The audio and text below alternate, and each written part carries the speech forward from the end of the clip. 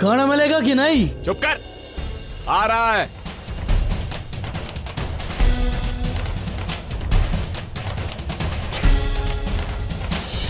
लो खाओ खाना।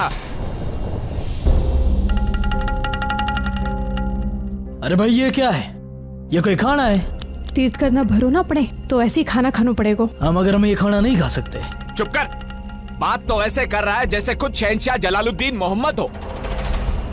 अच्छा खाना खाना है तो तीर्थ कर भर और जा, वरना चुपचाप ये खाना खा। एक बात बता भाई, ये तीर्थ कर भरने का हुक्म किसने दिया?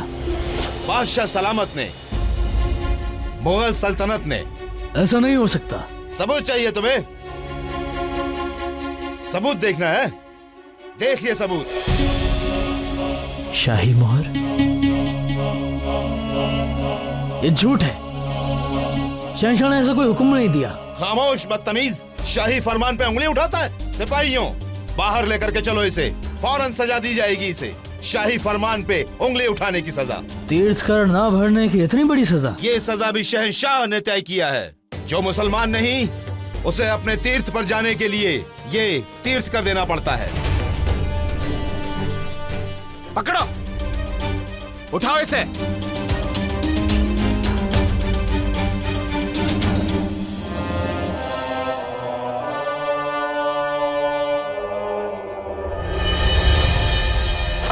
रुको शहंशाह, हम इन्हें बता देते हैं कि आप कौन हैं। नहीं, आप ऐसा कुछ भी नहीं करेंगे।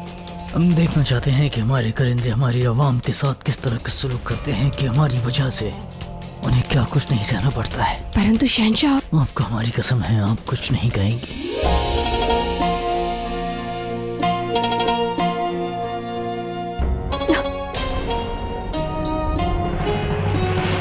तीर्थ कर नहीं भरेगा, मुगल कायदे और कानून पर सवाल उठाएगा। रुकिए, थाने कड़ चाहिए ना? हाँ।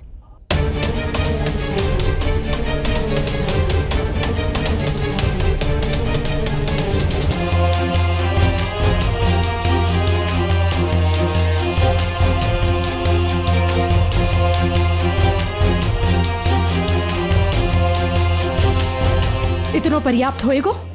हाँ, सिपाहियों छोड़ दो इसे।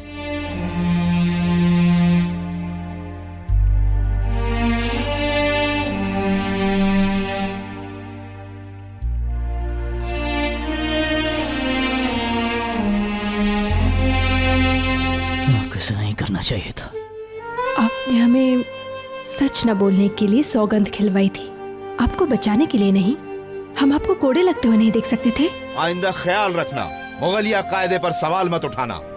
और इतने ही बड़े सूरमा बनते हो तो जाओ और उनसे सवाल करो जिन्होंने ये कायदा बनाया है, शहंशाह ने।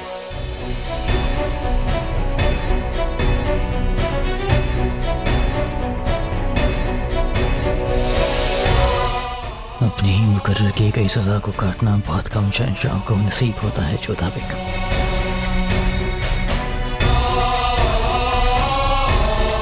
आपने हमसे यह मौका छीन लिया।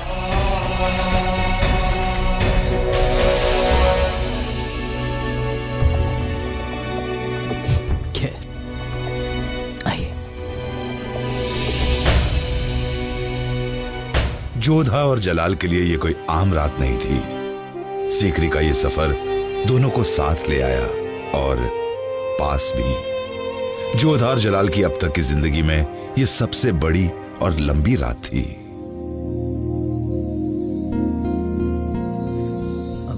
जोधा बेगम, हमारे सिपाही अब भी कैद खाने में हैं और हम मजबूरन उन्हें रिहा नहीं करवा पाए। ऐसे में रात में आपके साथ सफर करना काफी खतरनाक हो सकता है, इसलिए हमारा मशवरा है कि हम कोई महफूज जगह ढूंढकर वहाँ रात बिताएं। और अब वैसे भी आपको आराम की जरूरत है। नहीं शहंशाह, ऐसी कोई बात नहीं है, हम ठीक हैं, आप चिंता मत कीजिए। चलिए। आप ठीक नहीं हैं जोधा बेगम, देखिए आपके पैर कितने सूज गए हैं। आप इत्मीनान से यहाँ बैठिए, हम अभी इसका इलाज किए देते हैं। बैठिए।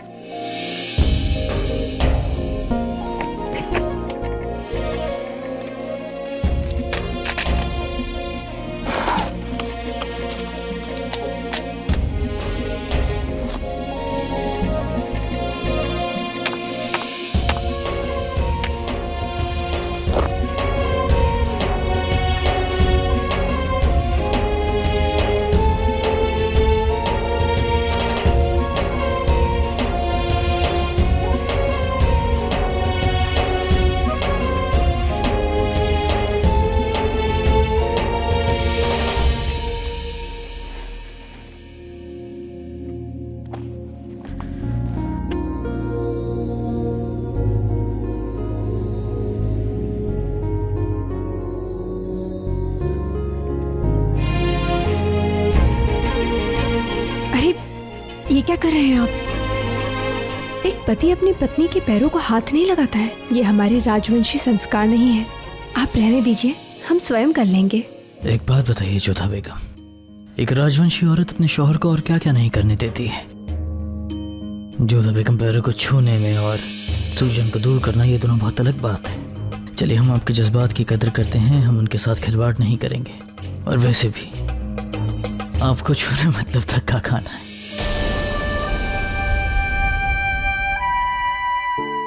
हम बस इतना कहेंगे जोधा बेगम कि कंकड़ों की वजह से आपके पैरों में सूजन आ गई है और इस वक्त इनका इलाज होना बहुत जरूरी है।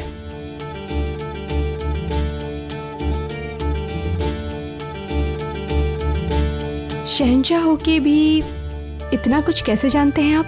जोधा बेगम, हम शहंशाह से पहले एक सिपाही थे। अक्सर शिकार पर जाया करते थे। कभी कभी शिकार के इंतजार में इस तरह चलते चलते हमारे पैरों में सूजन आ जाया करती थी, तब हम इसी तरह उसका इलाज किया करते थे।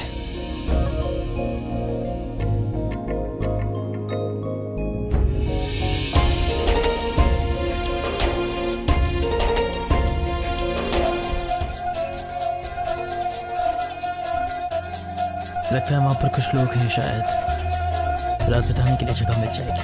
अगर आप बेहतर महसूस कर रही हैं तो हम चल सकते हैं। जी। आइए। सब कुछ किया हमने यहाँ से बाहर निकलने के लिए। बेनजीर का सच सामने लाकर हमने तय किया कि जोधा बेगम हमें यहाँ से बाहर निकालेंगी, मगर ऐन वक्त पर जोधा बेगम ने हमें धोखा दे दिया। हमने सोचा था कि शहंशाह की जान बचाने के बाद जोधा बेगम हमें यहाँ से बाहर निकालने की बात करेंगे, मगर जोधा बेगम ने कुछ भी नहीं किया। क्या शरीफुद्दीन ने ऐसा कहा? लेकिन शरीफुद्दीन बाहर कैसे आ सकते हैं कैद खाने से? बाहर आने के लिए उनकी मदद कौन करेगा? आदम खान।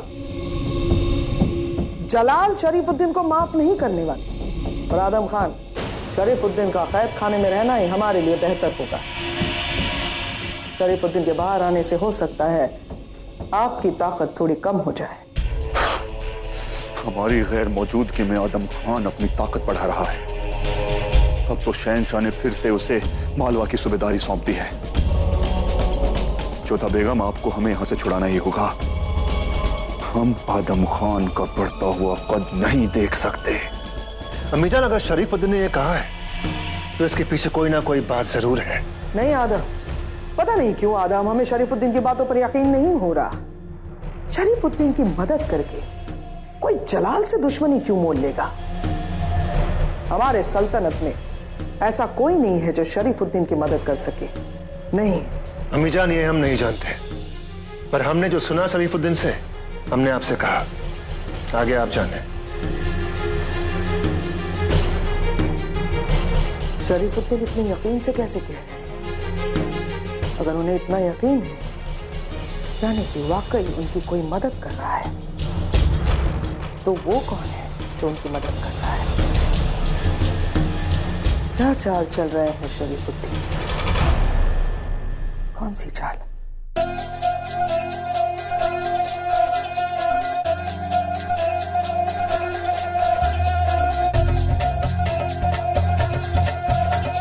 जोधा बेगम, लगता है ये बंजारों का खेमा है। आइए।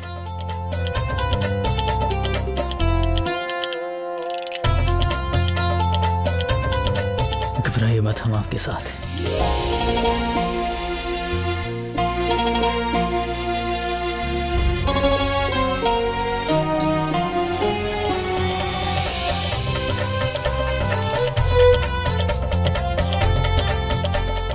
राम राम भाया, अब मुसाफिर हैं, राह भटक गए, रात रुकने के लिए ठौर चाहिए। पावना हो भाया। अरे भाया, पावनों की तो खातिरदारी की परंपरा है हमारी। आओ बैसो। अरे लाछो, ओ लाछो, आजा, इन्हें जनानियों में ले जा। जा आओ।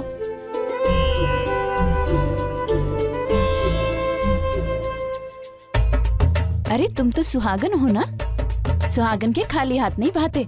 आओ, तुम्हें चूड़ियां पहना दे। ये लो भाया, कलेवा करो। धन्यवाद भाया।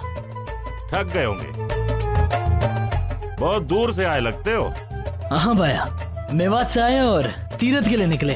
मुसाफिर से बड़ा तो कोई ना हुए है भाया, हम सब मुसाफिर हैं। जीवन का सफर तय करके ऊपर वाले के पास ही तो जाना है।